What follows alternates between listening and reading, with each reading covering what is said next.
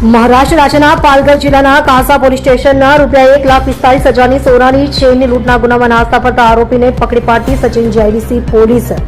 માનનીય police commissioner શરૂપમસિંહ Gehlot સાહેબ તથા મહેરબાન સંયુક્ત પોલીસ કમિશનર શ્રી સેક્ટર 2 સાહેબ તથા મહેરબાન નાયબ પોલીસ કમિશનર શ્રી ઝોન 6 સાહેબ તથા મહેરબાન મદદનીશ પોલીસ કમિશનર શ્રી જે ડિવિઝન સાહેબ નાઓ તરફથી ભણ શોધાયેલ ગુના શોધી કાઢવા તથા નાસ્તા ફરતા આરોપીઓને પકડી પાડવા આપેલ સૂચનાઓ અનુસંધાને કે.એ. ગોહિલ પોલીસ ઇન્સ્પેક્ટર તથા કે.એ. ચૌહાણ પોલીસ ઇન્સ્પેક્ટર નાઓના માર્ગદર્શન હેઠળ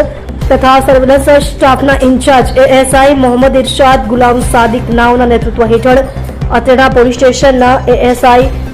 ઝાકીરભાઈ ગુલામભાઈ તથા પોલીસ કોન્સ્ટેબલ રાહુલભાઈ રમેશભાઈ નાઓએ ટેકનિકલ વર્કઆઉટ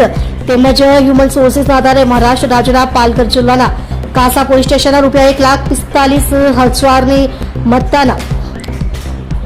સોનાની ચેન સ્નેચિંગ ગુનામાં સંડોવાયેલ આરોપી અશફાક ખાન સરદાર ખાન પઠાણ ઉંમર વર્ષ 30 રહે મકાન નંબર 140 પ્રેમ ગલી રઝિયાબેનના મકાનમાં માન દરવાજા સલાબતપુરા સુરત મૂળ વતન ગામ બડગામ હાસનપુર તાલુકો નાંદુરા જિલ્લો મલકાપુર મહારાષ્ટ્રને સચિન રેલવે પોલીસે પકડી પાડીને પ્રશંસનીય કામગીરી કરેલ છે।